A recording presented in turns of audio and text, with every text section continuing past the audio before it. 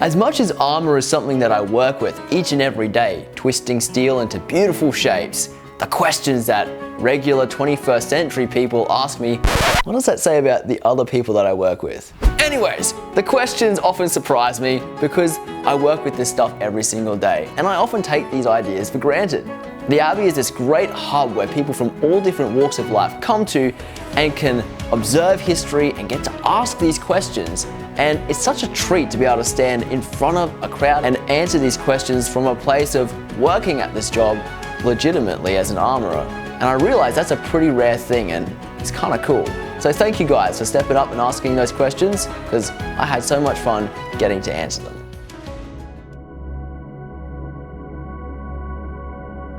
A lot of fighters that fight in modern times, they're not all as fit as they could be. When you're fighting fit, when you're a warrior as your profession, I'd say there's examples of them fighting for hours on end, but I don't think that's common. I think more often than not, you're fighting in one section, you're getting a break in between those exchanges. Between 30 minutes to 3 hours, let's say, but not longer than that.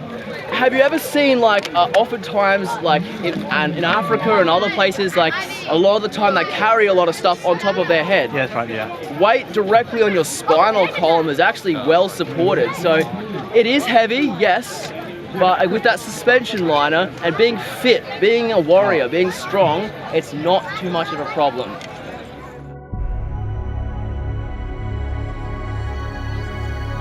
The cost of armor changes significantly from the early period to the later period, along with its complexity. Earlier on, armor is much rarer, so even mail was an extraordinary expense. But by the 15th century, there's factories almost in Milan, in the north of Italy, turning out thousands of helmets. So then the cost becomes something more of a functional item, as opposed to this rare item. So to answer your question, cost, in a knight's equipment, probably an expensive car is a good example, right? So obviously there's sports cars that cost millions of dollars, but there's also your everyday car you can get around in. So especially 15th century wise, you have guys that can afford the sexy, gold-plated, the fluting, the custom fit. Those are your knights. Those are people from the upper echelons of society. There's many tiers under that which people were buying at the time. Today, a full suit of armor and spring steel like the knights are wearing is around $35,000. In mild steel, it's about $22,000 to $25,000, which is a pretty significant price jump. This helmet here that I make is about $1,800, considering all the hours and time. So it's a real industry and a real craft, and if you're going to actually put the hours of time and research into it, you want to take that seriously, and as professional armorers, that's what we try to do, so that we can give quality examples of armor to people. Because I think that tells a cool story about us as humans and history and many other things.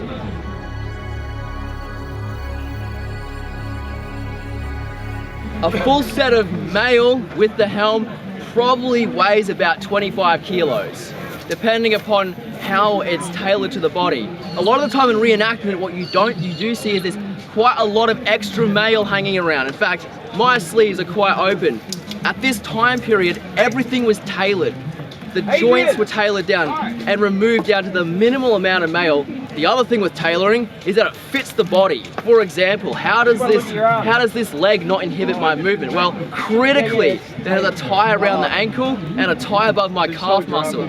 That actually holds the weight of that lower leg in place, and you can see the anatomy of the leg because it's clinging to it. The rest of the weight is held up on my hips. The shirt hangs off of the belt that's under this surcoat, which is actually holding up the weight of the bottom half and the top half of the shirt. So I can move inside of this thing. I'm not held down and restricted. So to answer your question, 25 kilos is the full weight, but that's tailoring everything down to reduce it to its minimal weight.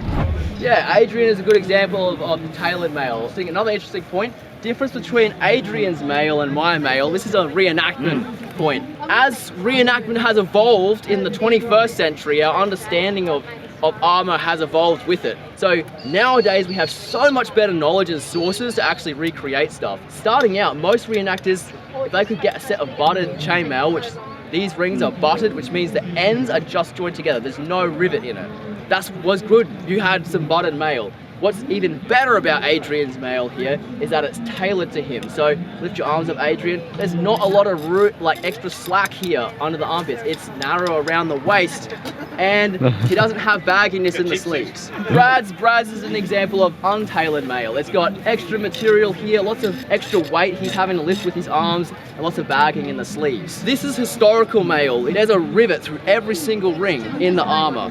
What's not ideal about this shirt is that it's also untailored. So the best you can do is tailored armor that's also riveted. Then you're popping. So that's good. How many rings is that guy's armor?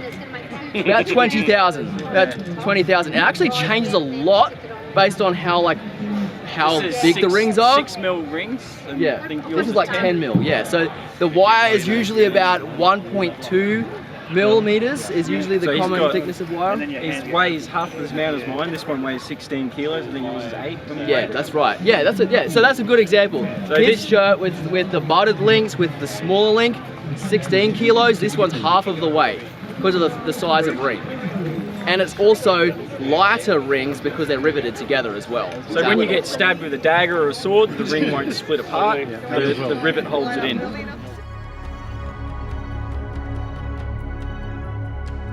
I think the biggest pet peeve is mixing different time periods of armor. For example, Last Kingdom, they have like 16th century burgonets and they've got chainmail. That's never a go, so that always pulls me a little bit out of the experience. It's a great question.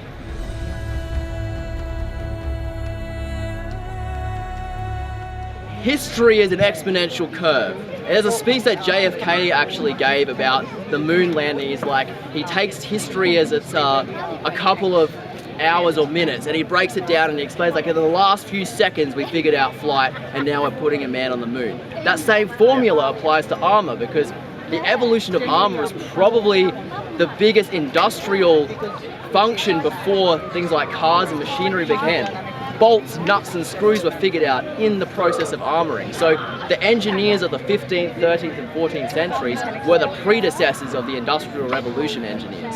So to answer the question, how much change was happening?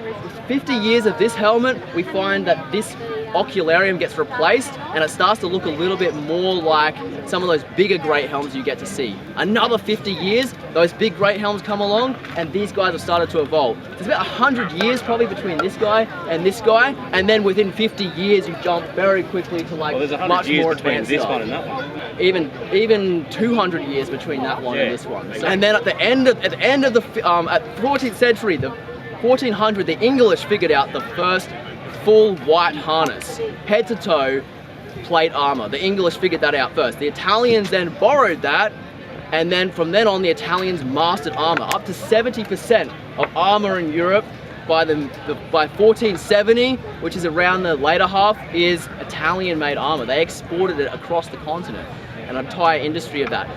Jump forward 30 years, you're already up to the high Gothic, all that fluting and gold and everything like that. And then beyond that, we quickly go through those Greenwich armors like Henry VIII's armor, those 16th century superstar suits, and then it fades from history very rapidly for a lot of reasons. Guns, economics, standing armies, cost, many reasons armor disappeared from the battlefield, but very quickly from its pinnacle it drops away, which is an interesting thing in history. We see that even in modern technology, right? Like CDs, DVDs, boom, then we have the MP3 player, and then after that we've got touchscreen phones, and we don't have anything yet beyond that as far as I know, but that evolution technologically happened very quickly.